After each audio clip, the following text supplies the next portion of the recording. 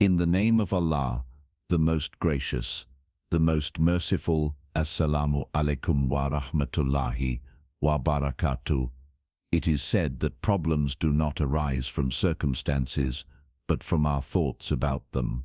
Often we believe that our difficulties come from lack of money, broken relationships, poor health, or life's hardships. But if we look deeper, we realize that the real problem is not the circumstances themselves, but the way we think about them. In life, everyone faces trials.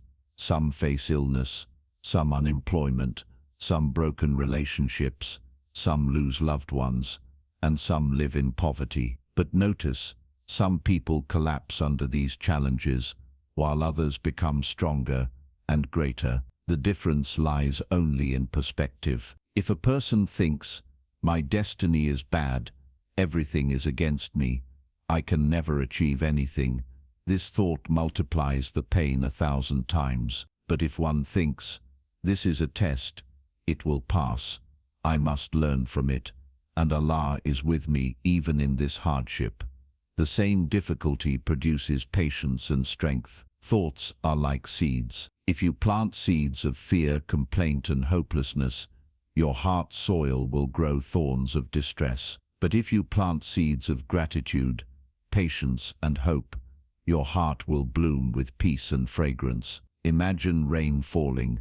One person sees it and complains, "What a problem. I cannot go outside. My clothes will get wet.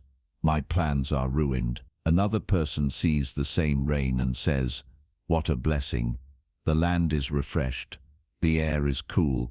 This is Allah's mercy." The situation is the same, but the thoughts are different. We cannot always change our circumstances, but we can always change our thoughts. This is the true freedom. The first step to reduce hardship is to control your mind and say to yourself, "This time will pass." With hardship comes ease. I am not alone. My Rabb is with me. This test has come to teach me and to raise me higher. Remember, the thorns of hardship grow in the garden of thoughts, not in the field of circumstances. If we purify our thoughts, even the hardest trials will soften. But if we corrupt our thoughts, even the easiest moments will feel like burdens. Therefore, learn to beautify your thoughts. Fill your heart with hope and your tongue with gratitude.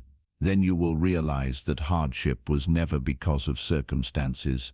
It was only because of our thoughts.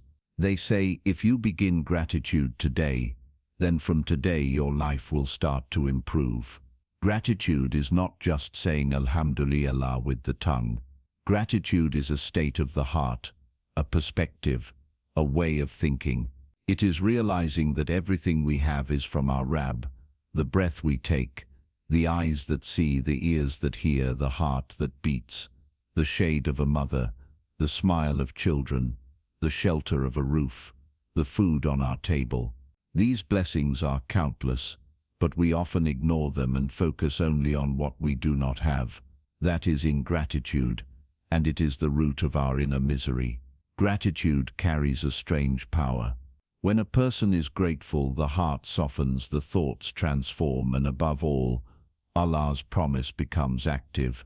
If you are grateful, I will surely increase you. This means gratitude does not only bring peace to the heart, but also changes life's circumstances. Gratitude is like a magnet that pulls more blessings toward you. Think of a house with light. If the people of the house keep saying, it's dark, then even the light becomes meaningless for them. But if they say, Alhamdulillah, there is light, we can see, their hearts become illuminated, and when they ask for more light, they will be granted. In the same way, when we thank Allah for small blessings, our hearts shine, and our focus shifts from scarcity to abundance. Gratitude cures jealousy, removes despair, and brings contentment. Life does not change from outside first. It changes from inside. Gratitude changes our perspective. Perspective changes our thinking. Thinking changes decisions. Decisions change paths, and paths change circumstances. Gratitude transforms the whole human being from the inside out. Friends, remember, after Salah, the greatest act of worship is shukr. Gratitude makes the heart happy, softens the tongue, and brings us closer to Allah. If you want your life to truly improve, start gratitude today, at the first bite of food, with the first breath of the morning, with the first moment of the day, and the first dua of the night. Just start saying, Alhamdulillah. You will see Allah's treasures opening, and you will realize that your heart has changed. And when the heart changes, every hardship of the world becomes soft. And finally, remember this: never mock a sinner until you are certain of your own salvation. We often see others' sins, their mistakes, and quickly judge. He is evil, he is misguided, he is a sinner. Sometimes we even mock them or consider ourselves better. But the real question is, are we sure of our own salvation? Do we know the state in which we will die? Will our end be upon faith or not? The truth is, we do not know. A sinner today could become a saint tomorrow. Many examples exist of those who were drowned in sin, but later became Allah's beloved servants. Even Umar ibn al-Khattab, before Islam, was an enemy of Islam, but later he became Al-Faruq, the great leader of the believers. We too are sinners, but our sins are hidden. If Allah were to expose them, people might mock us. Mocking a sinner is in fact calling Allah's curse upon ourselves. It is arrogance to think we are better. But who is truly better? Only Allah decides. Therefore the lesson is humility. When you see a sinner, do not mock. Instead, make dua for them, worry for their guidance, and focus on your own heart. Pray every moment, O Allah, grant me a death upon Iman, and keep me blind to others' faults, so I may see and correct my own. In the name of Allah, the most gracious, the most merciful, remember, to laugh at a sinner is, in reality, to laugh at your own destruction, because at that very moment, you yourself fall into a greater sin, arrogance. The one who has fallen today may rise tomorrow, but the one who mocks others finds it harder to rise again. Therefore, never consider any sinner insignificant until your salvation is guaranteed, and that is not until your very last breath. Perhaps tomorrow he will be in Jannah, while we stand trembling for our reckoning. The most dangerous disease for the soul is to think of oneself as perfect. The most deadly poison is not that which destroys the body,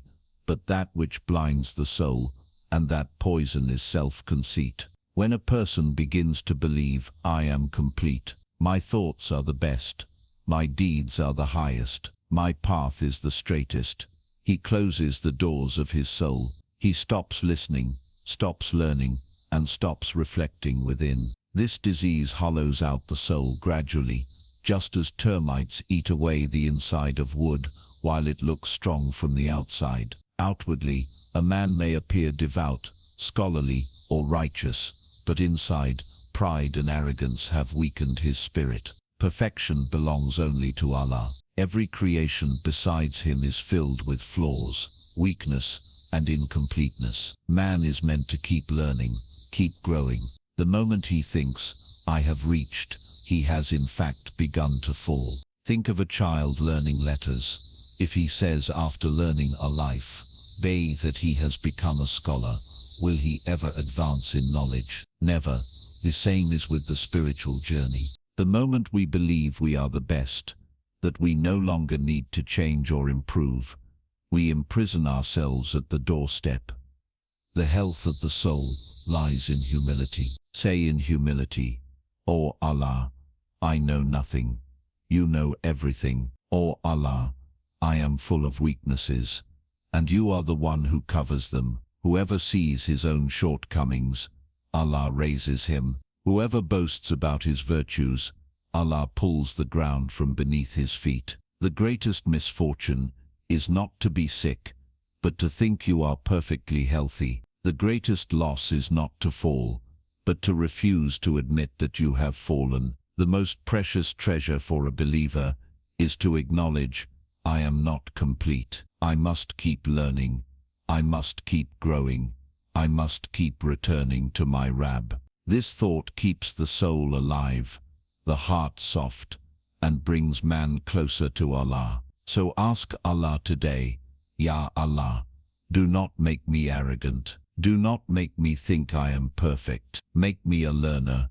Make me humble, for only you are perfect. The more I recognize my flaws, the closer I come to you. On love.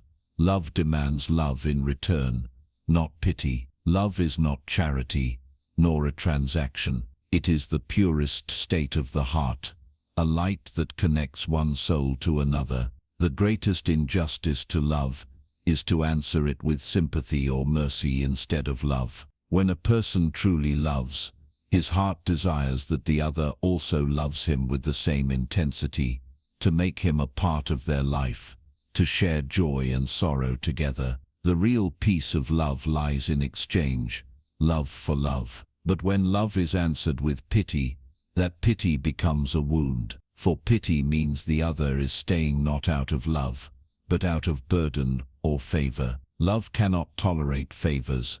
It demands equality of hearts. Imagine a child who loves his mother deeply, and the mother replies, "Fine, since you love me, I will show you pity." Would that bring peace to the child's heart?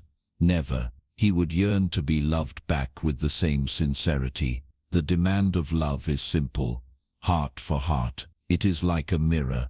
When you look with sincerity and affection, the same glow should reflect in the other's eyes. But if only coldness, sympathy or pity is found there, love suffocates. Thus respect love. If someone gives you their heart, do not return it with pity. Give them their due.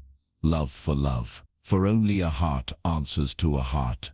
Sympathy never satisfies love. And remember, the greatest cruelty in love is when someone gives you their true heart, and you return it only with words of pity. Love does not need pity.